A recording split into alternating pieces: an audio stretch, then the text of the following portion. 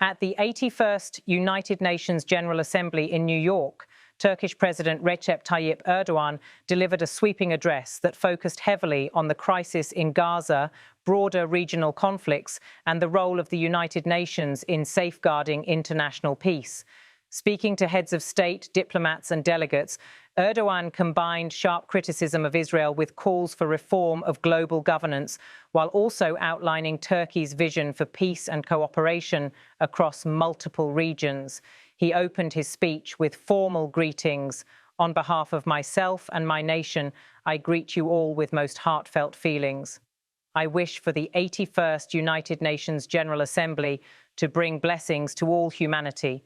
He congratulated outgoing General Assembly President Denis Francis and welcomed his successor, noting the importance of continuity at a time of global turmoil. From the start, Erdoğan made it clear that Palestine would be central to his remarks. He expressed regret at the absence of Palestinian Authority President Mahmoud Abbas, emphasizing that I stand here on this podium alongside my 86 million citizens, also for our Palestinian brothers and sisters whose voices are being silenced. He thanked nations that have recognized Palestinian statehood and urged others to follow suit. I call on all the other countries who have not done so yet to recognize the state of Palestine as soon as possible. Turning to the foundations of the UN, Erdoğan recalled the words of the Charter's first article. The purpose of the United Nations is to maintain international peace and security. He argued that these words ring hollow given today's conflicts, especially the war in Gaza. With visible emotion, he condemned what he described as an unfolding genocide. Particularly in Gaza, right before our very eyes, genocide has been going on for over 700 days now, Erdoğan declared. He pointed to staggering casualty figures. More than 65,000 civilians killed, including over 20,000 children and thousands still trapped under rubble. For the last 23 months, a child has been murdered by Israel in Gaza every hour. Yes, every hour the Turkish leader stressed that these are not abstract statistics, but human lives. He highlighted deaths from starvation, noting that 428 people had already died from hunger, including 146 children. He displayed photos of Palestinians waiting with cups and buckets for water, asking the hall, "Can we possibly have a reasonable reason for this brutality in 2025? Erdoğan described Gaza's collapsed healthcare system, where hospitals have been bombed, doctors killed or detained, and surgeries performed without anesthesia. He condemned the conditions as the lowest point of humanity, adding, "Human history has not witnessed such bloodshed within the last century." He accused Israel of deliberately targeting journalists, saying, "So far, Israel has deliberately killed 250 journalists working in national and international media in Gaza." He also honoured UN staff who died in the line of duty. More than 326 out of 500 humanitarian workers killed were UN personnel. Despite these losses, Erdoğan praised UN Secretary-General Antonio Guterres. "I wholeheartedly support Secretary-General Guterres because he consistently draws attention to the ongoing genocide in Palestinian territories." He expanded his critique beyond civilian casualties, citing deliberate destruction of Gaza's environment and cultural heritage. He spoke of olive groves uprooted, water sources poisoned, libraries, schools, mosques and churches destroyed. "The soil of Gaza is being rendered useless for humans, for animals and for plants," he said. Erdoğan rejected claims that Israel's actions were part of a legitimate war effort.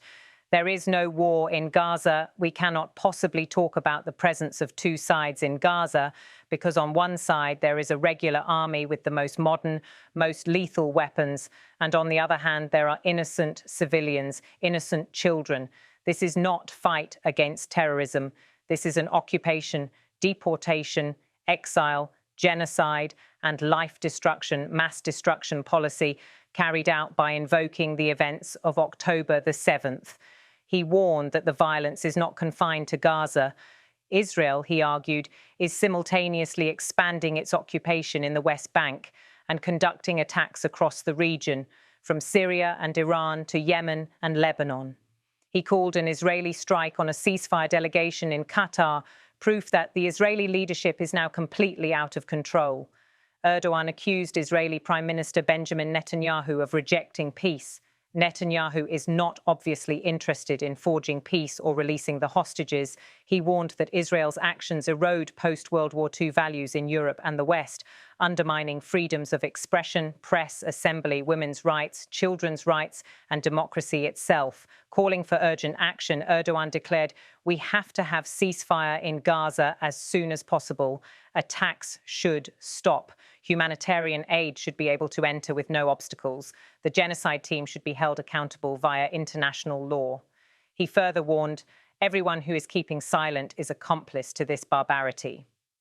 Beyond Gaza, Erdogan touched on other crises. He reflected on 13 years of voicing concerns about Syria from the UN podium, noting the shift after the December 8th revolution and expressing hope for a free Syria where security is established. On Iran, he called for diplomacy to resolve the nuclear issue, warning that our region cannot tolerate yet another crisis. On Iraq, he stressed the importance of stability and highlighted Turkey's role in development projects. Erdogan also pointed to Turkey's mediation efforts in Ukraine, Azerbaijan-Armenia relations, and the Black Sea. He underlined Turkey's impartial enforcement of the Montreux Convention. "We have been implementing the Montreux Convention, which guarantees security in the Black Sea, impartially and to the letter for exactly 89 years now." Cyprus, too, was central to his message. He rejected decades of failed negotiations, stating, "There are two separate states and two separate peoples on the island of Cyprus. Turkish Cypriots are equal owners of the island, and they will not accept being a minority." He called on the international community to recognize the Turkish Republic of Northern Cyprus and end its inhumane isolation. Erdogan reaffirmed Turkey's commitment to NATO and expressed hope for a new beginning with the European Union.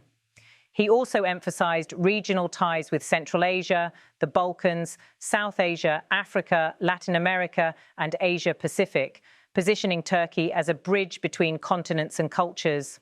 On global issues, Erdogan advocated reform of the World Trade Organization and greater equity in the global economy. He highlighted Turkey's investments in transport corridors linking Asia and Europe, as well as climate commitments, including a 2053 net zero emissions target and the international spread of Turkey's zero waste initiative. He addressed technology and artificial intelligence, insisting that advances must serve all humanity. AI technology should be used for the benefit of humanity, not as a new tool of domination. He revealed Turkey's plan to open a new convention on children's rights in the digital world.